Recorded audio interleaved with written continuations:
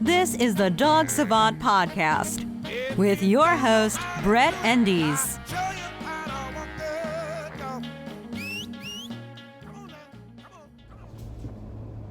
Hello, welcome to the Dog Savant Podcast. Today is episode 53. My name is Brett Endies. I'm your host, and I am a professional dog trainer based here in Los Angeles. I've been doing this for some time now, and the reason why I've created this podcast, we've been doing it now about a year, is to share the accumulated knowledge, the information, my experience, education that works in the real world with those people who may have struggles with their own dogs, who are listening to this, who are local. Of course, if you're a local client, this can very much supplement the work that we're doing together in the real world. And why do I say what I say and teach what I teach with such confidence? Because this works. I've had enough feedback from enough unrelated people. I've seen that dogs are only more better off with the systems I've created, the approach to dog training and behavior resolution that I take. So I want to pass it on to you. If you're another dog trainer, maybe it's another way to look at things. Some of it is very straightforward that a lot of trainers use as far as balanced training methods. But I also feel that just having experience, understanding how dog owners think, that's why a lot of this podcast is based on that, can help you also give insight to, what's going on that end of the leash, and also as a dog owner, how you may be interpreting and projecting onto your own dog so you can adjust the relationship for everybody's benefit. Okay, I always try to find a new twist and take on how to explain that. Thank you again for listening. Anyone who's been continuing to do so, anyone sending feedback, I love those questions. Keep them coming in. We're going to answer a couple here at the end of this episode.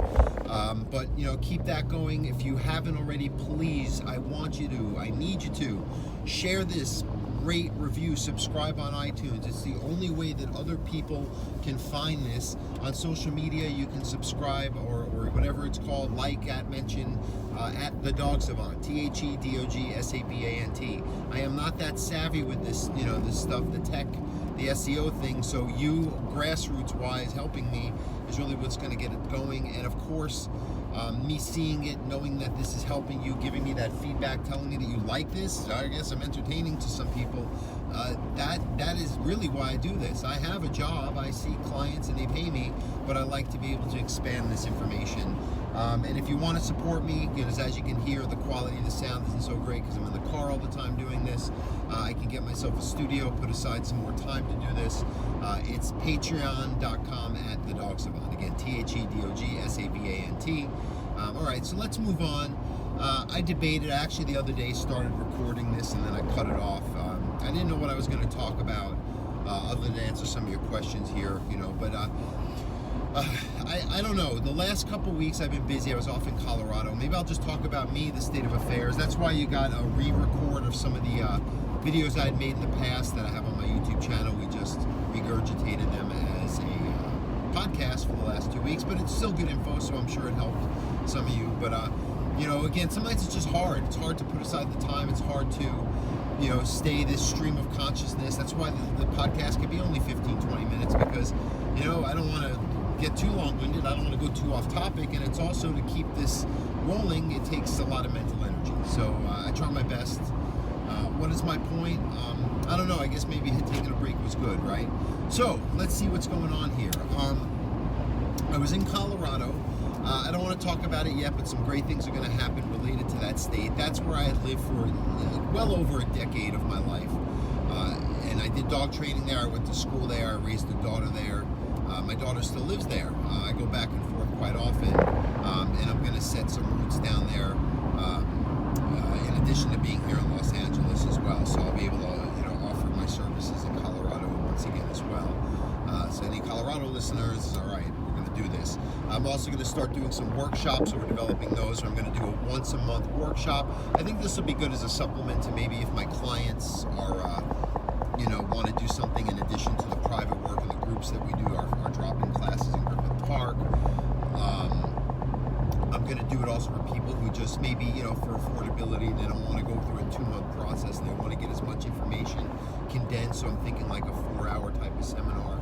We'll keep it capped to about 10-15 people so that, anyone, you're going to get enough hands-on time as well as the group setting, and then a lot of general information I want to pass on in a very condensed, organized way. So stay tuned for that too. That maybe in the next few months I'll start creating as well. A location, a And I think it's just also anyone who might be, someone listens to the podcast, so like, hey, you know what? I'll shoot into Los Angeles for a weekend and do a seminar with Brett.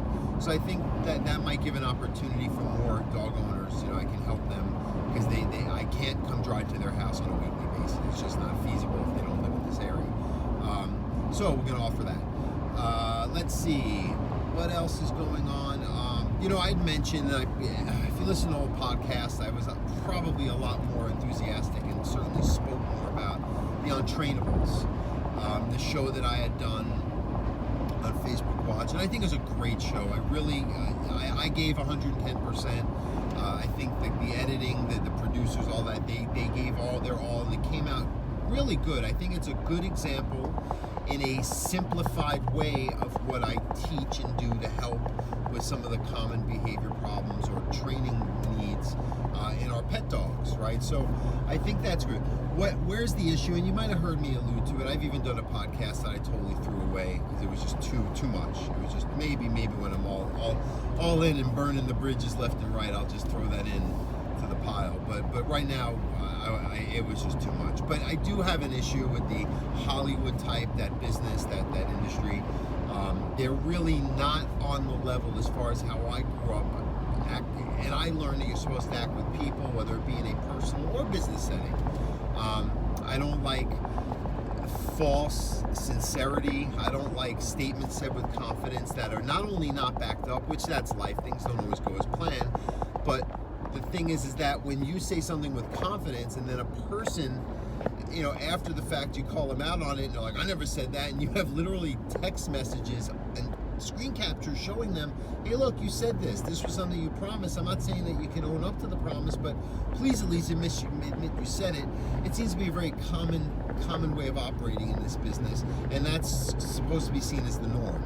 I had someone I was working with who I really find, I really hold her dear to my heart. She has been kind to me. She was a client who's in the business, who seems to be an outlier as far as being one of the nice, good ones, and she promises me there's others, which I don't know, but even from her, she had really made it seem like this type of operating was okay, and I'm like, you should not see this as normalcy. I know you have a life to live, and your life is based on this industry, so you can't really buck a trend that's been around for like a century, right? These scumbag ways of operating have been just there in place, and you either play the Weinstein game or not really that extreme, but you know what I mean. Just these are very unscrupulous people. They're usually agenda minded, and they see humans as commodities, not as humans. Anyway, gosh, get off track with that stuff. But my point is that there will not be a season 2 of the Untrainables. That's gone. If maybe I'll have another show opportunity, and I'll see if I want to do it, because it was a lot of stress, a lot put on me, a lot of what I gave, and the promises were not met. And to be honest with you, be like, oh boy, you must have gotten paid a lot of money. No, I did not. I would have made and had a more easy time, better living, easier time, just seeing my clients that week that I dedicated to shooting that show, the 12 episodes. But again, watch it. I think it's a wonderful example of what I do. If you're someone who's tossing around, how do I work? If you want to, become a client of mine, or if you want to come to one of my workshops, I'll do, or whatever it is. I think it gives a good blueprint of how I do my thing and how I use the tools and explain it and teach and have the owners get involved. So I just don't think it's a bad thing, right? I just think that they could have been a little better and could have given the second season and given more opportunities to evolve this. I had a Nat Geo thing I've talked about where I was supposed to replace Cesar Millan. I have all the proof if you want. I'm not exaggerating. I have a pilot that was shot by them, by a production company for them, that was supposed to be about this ADD autistic type dog trainer guy, which was I'm a little weird, but I'm not that off kilter. But it was fine. I did it was a 3-day shoot, and we did a pilot. It was a huge production. I couldn't believe it. I was like, oh my God, this is what it feels like to be a star. And then it just goes away.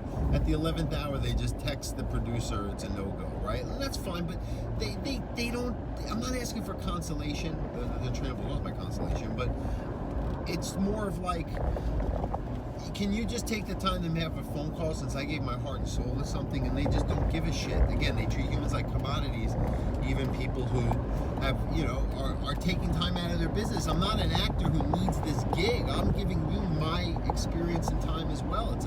It's a mutual business relationship we're having together. Nonetheless, so no Untrainables. But we'll see. I'm still going to make videos. I've been doing more little instructional tip type videos just to put some info out there, just to get the help, just the help, just like this podcast. All right, let's see. Any other things going on? This is just, I guess, a podcast, just giving you updates and explaining things, giving you more, my thought process.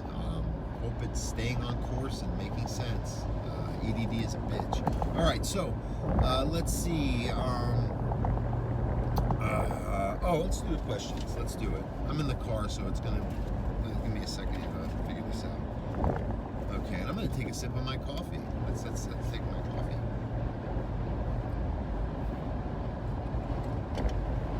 Alrighty. I'm gonna try to abridge this because they're long and I printed them out. You can't really see because we don't have the video version anymore, but it's big. It's like many. All right, so. My German, this is from Lori M. And Lori, thank you for the kind words. I thank everyone. I've been getting some really sweet just emails and messages of people telling me how they love the show. They tell me their dog likes the show. They tell me the podcast has helped. That's pretty cool. I try to be as normal as I am in the real world, but a normal or just myself, and they like that too, that I try to just speak honestly. I really want to be honest. A lot of what goes on, and we'll do a whole podcast again, right, on political correctness and entitlement, which I think makes people who are they're not bad people who are honest and telling the truth, but they buffered that so much where now it's like you feel like you're a villain for sharing yourself. Being honest is just sharing yourself, and I don't know, it just kind of saddens me sometimes, but this type of stuff gives me hope when I hear that some people here appreciate it, who I've never even met you. Well, I'm meeting you now. Hi, Lori. All right, so my German Shepherd is a very active vacuum. This is kind of funny. And what I meant by that is that he swallows just about anything and everything in sight. His absolute favorite thing to swallow is socks. That happens a lot. And I don't mean he chews them and he swallows the pieces. No, he literally swallows the socks whole. We've been lucky where he either throws them up or passes them. All right. But it seems no matter how hard we keep things up, he finds a way to get these. Yeah, and he's scanning, and he's probably, we'll talk about some of the reasons why maybe, and just to make sure you ruled them out, but generally dogs that are scanning and think that they find something that just like, that fixes it. Like someone who has anxiety and they pop the cigarette in their mouth, they're like, that fixes it. Or they do drugs, or they even if they're not conscious of it, which dogs aren't conscious, they just do and they act, and then they find something as a way to okay, this is the norm now, even though it's not safe or good for them, or it can make the issue worse. So they find, it becomes a bad habit. Now, yesterday was the worst. He was throwing up all day, and I was about to take him to the emergency vet when he ended up throwing up one of my father-in-law's socks. And mind you, that is the biggest sock he ever swallowed. This is like a saga. This is great. Not great for your dog, but great to read, and great as a podcast person reading it on my show. Thank you, Lori, for your content.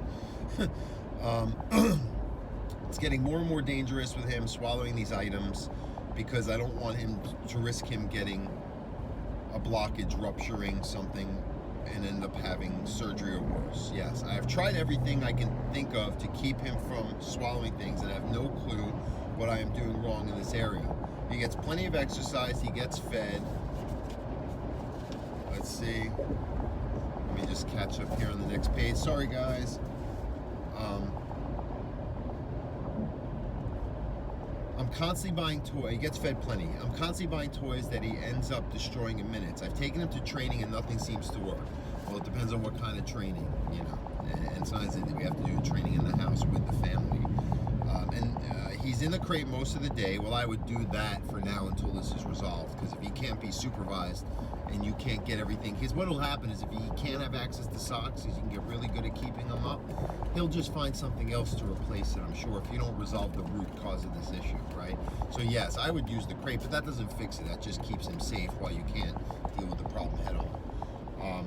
And it's okay. And muzzle, again, I don't think that's extreme. We have to go that extreme if he's not, if he sounds like a friendly dog. And I think the muzzle is just gonna, again, it's just like a crate. It's just as a last resort thing to just keep him from doing it, but it never fixes it. So I'd say the muzzle, maybe we can hold off and have more control and monitoring him and resolve some of this issue of scanning the environment, maybe some structure, some outlets for that mental energy, a proper relationship and boundaries with him.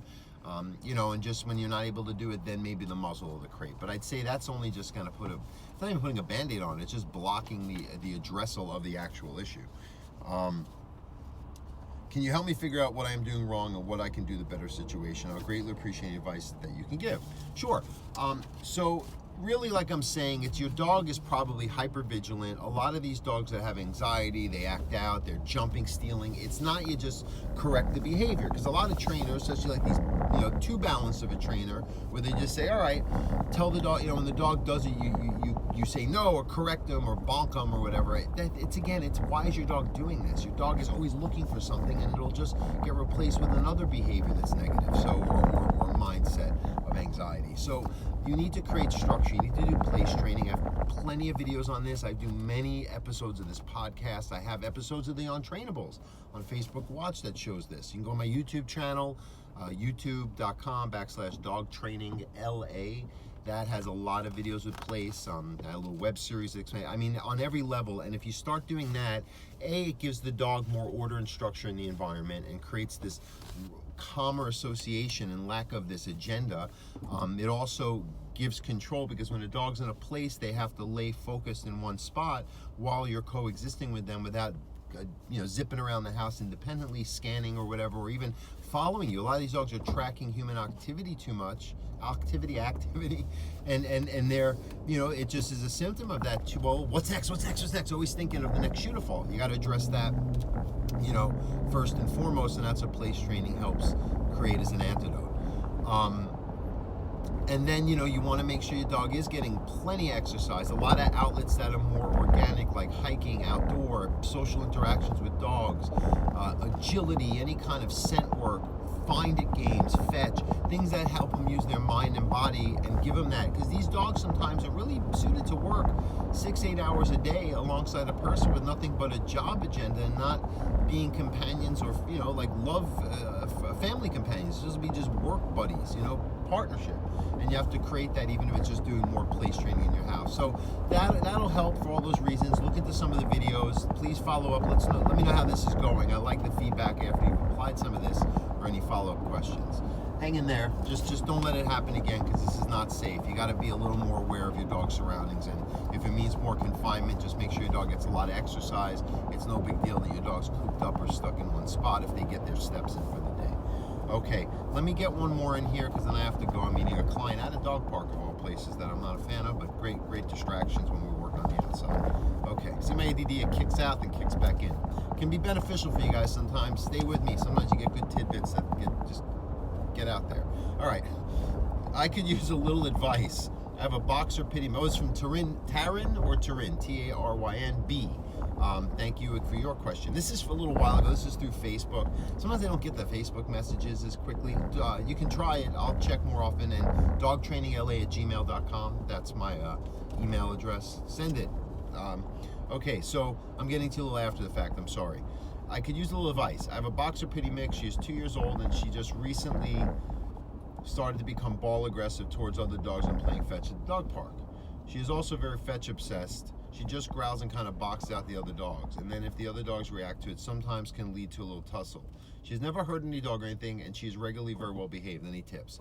So she's generally calm and, not really agenda minded when it's just her and people, like in everyday life at home, on walks and whatnot. And it's just when she's in this play. You may want to look into some other outlets to be around dogs. I like pack walks, group settings, more structured, kind of working like two students in school instead of always going and playing recess and rough housing. And then after the fact, another thing you should do is when you go to the dog park, always do some training before you go in, so your dog doesn't go in what I call hot. The dog's not coming in all overstimulated, and it just triggers them and the other dogs to react to each other too strongly. I would also try to I know it's too simple, don't do the fetch for now at the dog park and teach your dog how to socialize more. Some of these preventative things are good. So it sounds like, though, in a case that it depends on the dog, you can even try an e-collar, which are very controversial, but they use a muscle stimulator like a TENS unit. I find even a vibration collar can help. It's just that, well, what the heck is that, stimulating me, and it just redirects them, especially, if you develop a good recall, so you can, because your dog is going to be probably out of arm's reach, and even you got to be careful grabbing a dog at a dog park. That'll trigger, if you grab their collar, it could trigger more of a fight. So what I'd recommend is, maybe an e-collar, but you got to put a month or two of good recall work, some of these basics of, getting some more structured interactions with dogs, again, like pack walking, and then you could correct the behavior more head on with like an e-collar. But even then, I'd like a recall and then correcting the dog for not doing something taught instead of just zapping the dog because they got aggressive or, reactive towards a resource. So hope that helped, Taryn. Again, send me your feedback, how that's helping, or any follow-up questions. This is why I do this. This is great. All right, so again, thank you for listening. This has been episode 53, just a little update on things. That's what we're going to name this, a little update on things. And keep listening. We usually come out with an episode every Sunday-ish, Monday morning-ish. And please, again, subscribe, rate, review, share, all that. Thanks again. Have a good day, guys.